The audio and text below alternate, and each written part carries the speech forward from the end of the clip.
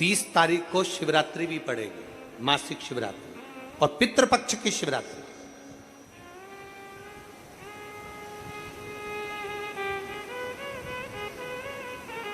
दो चीजें हैं उस दिन। पितृपक्ष की शिवरात्रि 30 तारीख को पड़ेगी, उसमें बहुत सारे विधान हैं। आज तो कथा का पहला दिन है, इसलिए हम उसको थोड़ा सा कम लिए। कल से कथा में आपको वर्णन करेंगे कि पितृपक्ष की शिवरात्रि पर शंकर को मात्र अगर कोई 35 साल 40 साल का बेटा बेटी भी हो गए और उनकी शादी नहीं हो रही हो, तो पितृपक्ष की शिवरात्रि के दिन मात्र घृत और जल शिव को चढ़ा देना है। उसका चढ़ाने का भी तरीका बस उस तरह से चढ़ा दे। 40 साल का भी हो गया ना, 35 साल का भी हो गया ना, तो विवाह जरूर होगा, ये निश्चित है, निश्चितता है। 35-40 साल भी हो गए और औलाद नहीं हुई ना, आप अभी छत्तीसगढ़ की एक कथा थी, उसमें कथा में आपने देखा होगा, हमने तो उसका 10 साल बोला था, उसमें 40 साल बाद उसको औलाद। राष्ट्रीय पक्षी मोर को बना दिया, नहीं तो दुनिया का सबसे सुंदर पक्षी अगर कुछ था तो कौवा था। दुनिया का सबसे सुंदर पक्षी, एकदम सफेद, बगुले और हंस भी उसको देखकर जलते थे, इतना सुंदर था कौवा। इतना मीठा बोलता था कौवा कि उसकी वाणी निकलती थी तो कोयल को भी ईर्ष्या होती थी, इतना इतना मीठा कौवा बोलता था वो। तो एक बार ब्रह्मा जी ने यज्ञ करा, गया जी, और उस यज्ञ को करने के लिए ब्रह्मदेव ने कहा, तुरंत कौवे को बुलाया, आर्यमा स्वामी को बुलाया कि मैं पितरों के उद्धार के लिए एक यज्ञ कर रहा हूं। आर्यमा स्वामी ने कहा, बिल्कुल करिए, आपके वाहन कौवे की मुझे जरूरत है, ये लीजिए। कौवे को कहा, जाओ, ब्रह्मा जी ने आपको बुलाया। ब्रह्मा जी ने कहा, कौवे, बैकुंठ के पीछे वाले द्वार पर कहीं अमृत का कलश छुपा हुआ है, तू बड़ा विद्वान है, तू जा सकता है, अमृत ला सकता है, पर मेरा निवेदन है, कौवे, तू अमृत को लेकर मत आना, तू केवल अमृत का पता लगा कर आना कि अमृत रखा कहां। कौवा उड़ते उड़ते गया, उड़ते उड़ते गया, कई दिन कौवे को अमृत ढूंढते ढूंढते हो गए, पर अमृत नहीं मिला। कौवा थक गया। ब्रह्मा जी ने कहा था, जब तक अमृत ना मिले तब तक लौट कर मत आना। कौवा थक गया। आर्यमा स्वामी से पूछा, स्वामी, आप मेरे सेठ हैं, आप स्वामी हैं, आप बताओ अमृत कहां रखा है। आप सेठ हैं, आप स्वामी हैं, आप बताओ अमृत कहां रखा है। आर्यमा स्वामी ने कहा, मुझे मालूम होता तो मैं अमृत तुझे पहले बता देता। कौवे से कहा, तुम ढूंढो। कौवा एकदम सफेद, मीठी वाणी बोलने वाला, उड़ते उड़ते उड़ते उड़ते सारे लोकों में घूम कर आ गया, मृत्यु लोक में आया, शिव की आराधना करी। आप बताओ अमृत कहां रखा है। शंकर जी ने इशारा कर दिया, तुम कैलाश के पीछे जाओ, और उस कैलाश के पीछे उत्तराखंड का जो आनंद है, वहां देव शिखर है। कभी आप नेट पे सर्च करना, मोबाइल पर निकालना, उत्तराखंड की भूमि पर देव शिखर नाम आता है, देव शिखर, जहां पर अमृत का कलश रखा हुआ था। कौवा उड़ते उड़ते गया, कलश को देख लिया, थक गया, बहुत भूख लग रही थी, बहुत प्यास लग रही थी।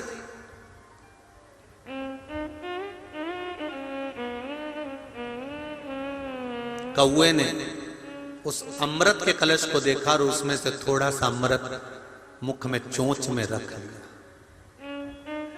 चोंच में रखा, आया, ब्रह्मा जी से कहा, प्रभु अमृत वहां रखा हुआ है। ब्रह्मा जी गए, अमृत का कलश लेकर आए।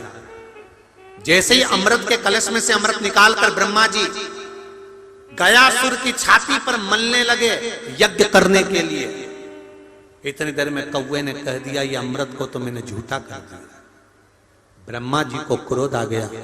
क्रोध आते से ब्रह्मदेव ने कहा, रे कौवे, तेरी बुद्धि काली है, जा मैं तुझे श्राप देता हूं कि तेरा स्वरूप गोरे से काला हो जाए, और तूने अमृत को झूठा करा है, इसलिए मैं श्राप देता हूं कि तेरी वाणी कर्कश हो जाए, तेरी वाणी बेकार हो जाए।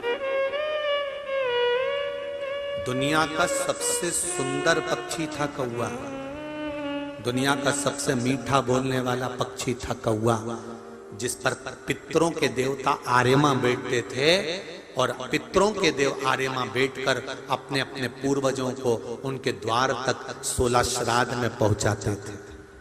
16 श्राद्ध।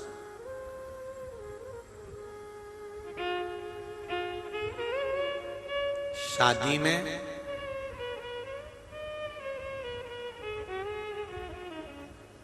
जब मंडप बनता है, आम के पत्ते, जामुन के पत्ते, बांस लगाकर जब मंडप बनाया जाता है, उस मंडप में जो मानक खंभ लगता है, उस मानक खंभ के अंदर जो चिड़िया लगती है,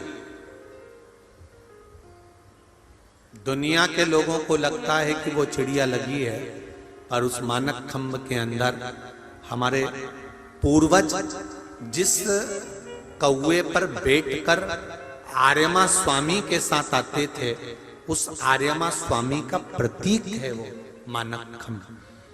इसलिए आज भी विवाह में मंडप होता है तो सबसे पहले पूर्वजों के नाम की ही, वहां पितरों के नाम की ही धूप का स्मरण होता है। अब यहाँ पर होता है कि नहीं होता वो नहीं मालूम, पर हमारे यहाँ आज भी उधर मालवा क्षेत्र में जब मंडप होता है तो मंडप में धूप दिलाई जाती है या मंडप की पूजन होती है, तो पूर्वजों के नाम से, पितरों के नाम से पत्थर रखकर, लिया रखकर उसकी पूजन कर कर फिर स्मरण करा जाता है पूर्वजों का, पितरों का।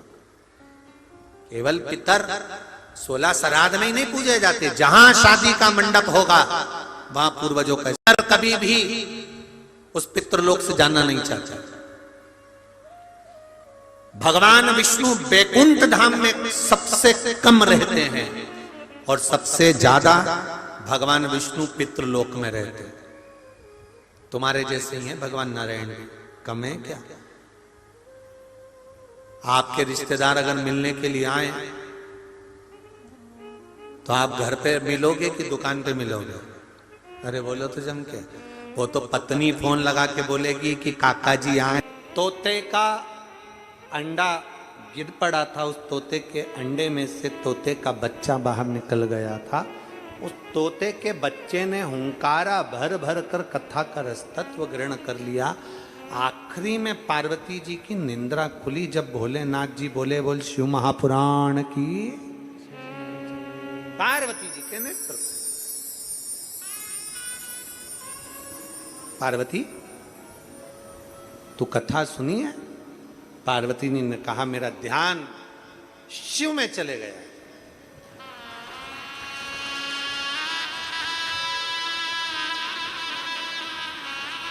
मेरा ध्यान भगवान शंकर में चले गया।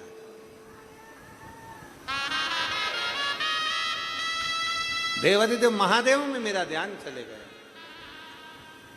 नास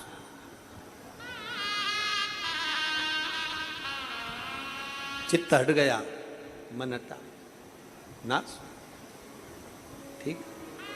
पार्वती तूने हुंकारा नहीं भरा तो भरा किसने? तो तोते का बच्चे पर ध्यान गया। तोते के बच्चे को भागा तोते का बच्चा। व्यास जी महाराज के आश्रम में गया, जहां पर उनकी धर्म पत्नी के मुख में बकासी आई। जैसे ही उन्होंने मुख फाड़ा, जमाई आई, वैसे ही वो तोते का बच्चा मुख में प्रवेश कर कर व्यास जी की पत्नी के गर्भ में जाकर बैठ गया। समय जब आया तो व्यास जी की धर्म पत्नी के गर्भ से वो तोते का बच्चा जो प्रकट हुआ, उसी का नाम शुकदेव हुआ। तोते के बच्चे को कहते हैं शुक। व्यास जी की पत्नी के गर्भ से जन्मा इसलिए कहलाया देव। दोनों को मिला दो तो हो गया, जम के बोलो जरा, शुकदेव। शुकदेव कारण सुखदेव जी महाराज के मन में, क्योंकि ज्ञान इतना था, भगवान शंकर के मुख से कथा श्रवण कर रखी थी, इसलिए भीतर का ज्ञान इतना प्रबल था, गर्भ का ज्ञान इतना प्रबल था कि सुखदेव जी महाराज किसी को गुरु नहीं बनाना चाहते थे। तब वेद व्यास जी ने समझाकर राजा जनक जी के यहाँ भेजा और जनक जी को उन्होंने गुरु बनाया।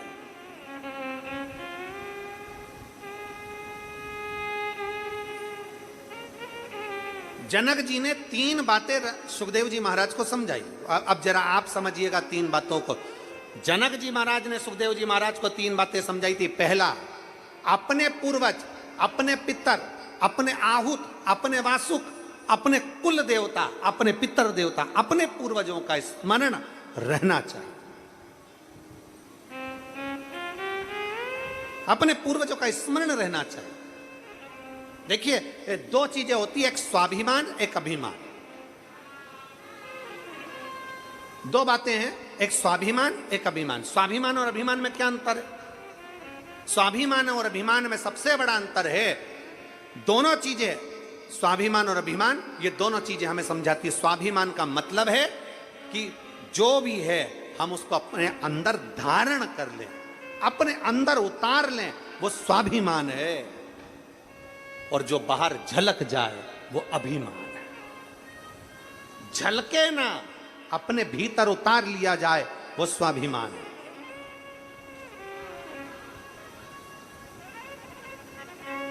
अब शब्द कह दिया, कोई बात नहीं, समय आएगा जवाब मिलेगा।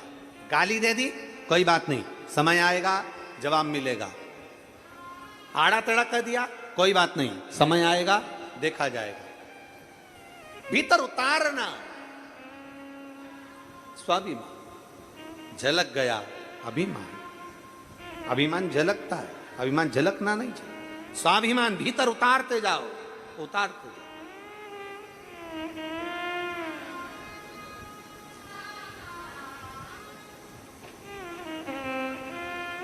राजा जनक जी ने कहा सुखदेव जी महाराज को 3 बातें समझाई। पहला, अपने पूर्वजों का, अपने पितरों का स्मरण होना चाहिए। अपने पूर्वजों का, अपने पितरों का। क्यों? क्योंकि अब जो बुजुर्ग हैं, जो चले गए, जो अपना घर, अपनी जमीन, अपनी जायदाद छोड़कर चले गए, सब तुम्हें छोड़कर गए, तुम्हारा फर्ज बनता है कुछ नहीं तो कम से कम 1 लोटा जल देवादिदेव महादेव को आप जब चढ़ाएंगे तो उसका 1 अंश मात्र पितरों को भी प्राप्त हो जाता है। 1 अंश मात्र। अभी भगवान शंकर माता पार्वती को नंदी पर बिठा कर ले गए अमरनाथ की गुफा में, और अमरनाथ की गुफा में जब कथा श्रवण कराने के लिए लेकर गए, माता पार्वती के हाथ में त्रिशूल दे दिया। ले पार्वती, ये त्रिशूल ले, सबको भगा कर जा, मैं तुझे कथा सुना देता। ये त्रिशूल ले, सबको भगा के जीव जंतु का। अब जरा विचार करिए कि शंकर अगर अमर कथा पार्वती जी को सुना रहे हैं तो भगाने की जरूरत क्या है? लोग तो कथा करते हैं तो सबको बुलाते हैं, आओ साहब, आओ साहब, आओ साहब, कथा हो रही है साहब, नंदगांव कथा हो रही है साहब, नांदगांव कथा हो रही है साहब, नासिक जिले में कथा हो रही है साहब, आओ साहब, आओ साहब, सबको बुलाया जाता है कथा में, आओ। पर भगवान शंकर ने हाथ में त्रिशूल देकर पार्वती से कहा सबको भगा दे।